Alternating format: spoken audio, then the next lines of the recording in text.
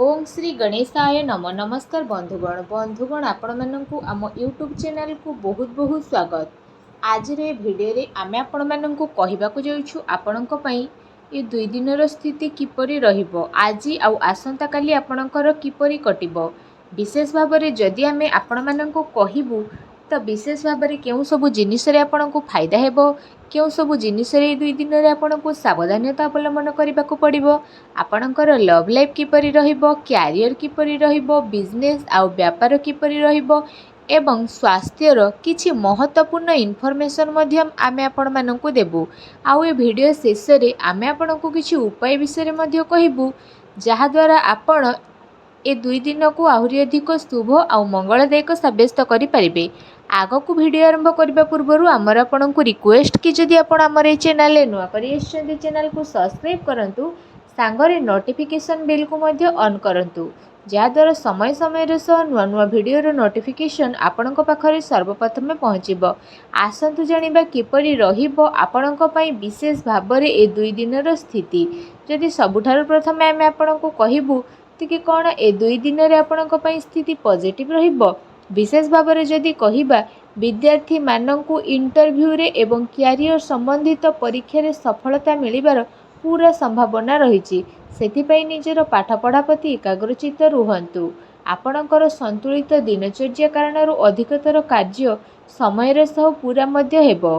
ता सहित जदि कहिबा कौनसी धार्मिक प्रवृत्तिर व्यक्ति द्वारा आपणकर साक्षात हेबो आउ आपणक विचारधारा रे सकारात्मक परिवर्तन आनिबो तथा जीवन सहित जड़ित प्रति कार्य को करिबार बहुत भल नजरिया आपणको प्राप्त हेबो। आर्थिक स्थिति मध्य आपणकर बहुत ही भल रहिबो। संपर्कियंक सह मनोरंजन संबंधित प्रोग्राम आपणकर बनिबो आउ संबंध रे घनिष्ठता मध्य आसीबो।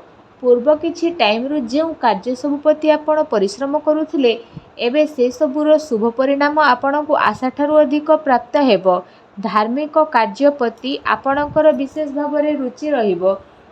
पूर्व टाइम रु जो सब काम रे रोकावट आसुथला एबे से सब बहुत ही आसानी रे पूरण मध्य होई जिवो। वस्त्र आभूषण जेपरी जिनिस किणाकिणी रे आपणक टाइम को स्पेंड करिवे, समय आपणक सपक्ष रे जिवो, तेणु तार सम्मान करंतु। कौनसी शुभ समाचार मिलिबा द्वारा घर परिवार रे खुशीर माहौल रहिबो।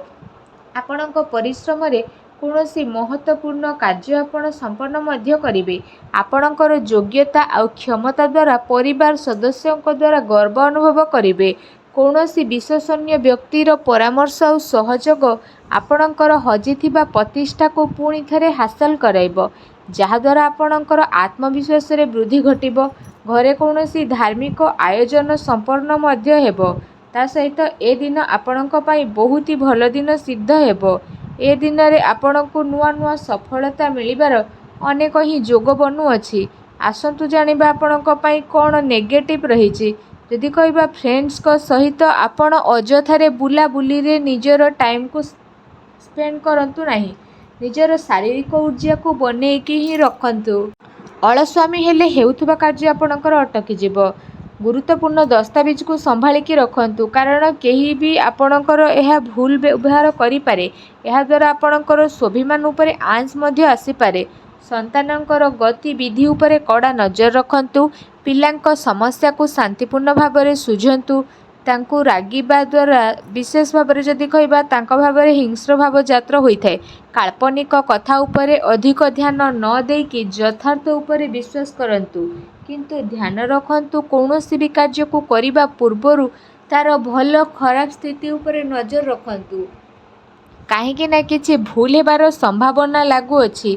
ता सहित जदि कहिबा अधिकतर टाइम आपण घरु बाहर स्पेंड करिवे, किंतु सफलता प्राप्त पाई मर्यादार ध्यान रखिबा आपणक पाई अति आवश्यक रहिछि। कौनसी भी अनुचित कार्य आउ आपणकर क्रोधपूर्ण व्यवहार आपणकर योजना को कामयाबी करिबो। सावधान रुहंतु। अजथा खर्चरू दूरेकी रुहंतु। अचानक कौनसी महत्वपूर्ण खर्च मध्य सामना को आसीपारे। ता सहित कौनसी निकट संबंधियों सह मतभेद हेबार पूरा संभावना रहिछि, तेणु सावधान रुहंतु। आसंतु जानिबा आपणकर लव लाइफ र स्थिति किपरि रहिबो। वैवाहिक जीवन स्थिति सुखमय रहिबो। प्रेम संबंध रे काफी मजबूतता देखिबाकू मिलिबो। आउ प्रेम संबंध पई ए दिन बहुत ही अनुकूल भरा साब्यस्त हेब। पारिवारिक गतिविधि आपणकर सहयोग समर्पण वातावरण को खुशी भरा साब्यस्त करदेव। आउ संबंध में आहरी अधिक घनिष्ठता आसब। पति पत्नी संबंध में मधुरता आसब। कौन सी महत्वपूर्ण कार्य करिबारे निज जीवनसाथी परामर्श अवश्य नियंतु। ए दिन प्रेम संबंध को मजबूत करने विशेष भाव में बहुत ही भल दिन साब्यस्त होगाकू जाउछि। आसंतु जानिबा आपणकर व्यवसाय क्यारियर स्थिति किपरि रहिबो।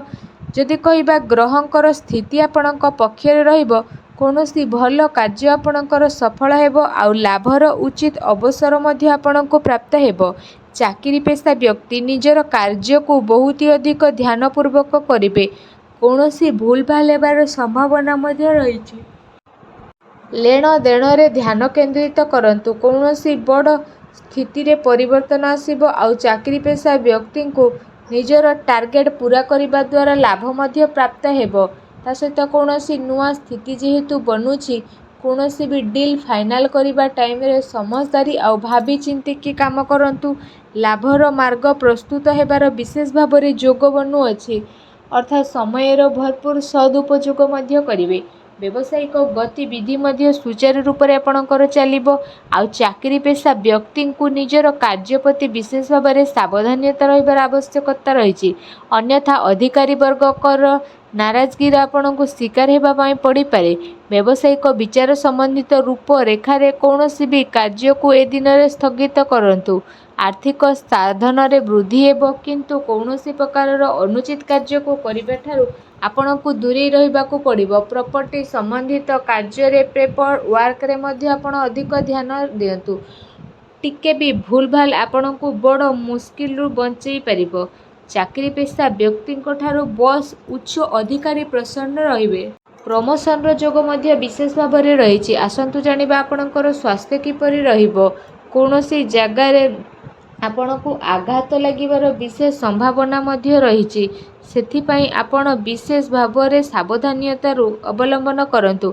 आपणको स्वास्थ्य किंतु बहुत भल रहिबो। निज स्वास्थ्य को आहरी अधिक भल रखिबा पाई आपण प्रत्येक जोग करंतु, व्यायाम करंतु एवं सुस्थ रुहंतु।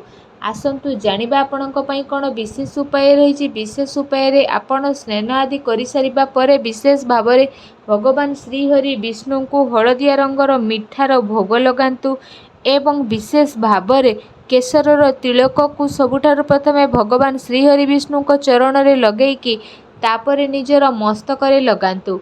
फ्रेंड्स, एपरी करिबा द्वारा भगवान श्रीहरि विष्णु बहुत शीघ्र प्रसन्न हेबे। आउ आपणकर समस्त कष्ट को दूर करिवे। आउ जहाँ भी आपणक जीवन रे प्रॉब्लम चलीछि सबु प्रॉब्लम रो अंत हेबो। आउ शीघ्र ही आपणको शुभ फलर प्राप्त हेबो। आउ सबु मनोकामना भगवान श्रीहरि विष्णु अवश्य प्राप्त करिवे। भगवान श्रीहरि विष्णुकर आशीर्वाद आपको मिलू। सच्चा दिल रे कमेंट बॉक्स रे जय श्री हरि विष्णु बोली अवश्य लिखंतु और वीडियो को लाइक करने को आदौ भी भूलंतु नहीं। धन्यवाद।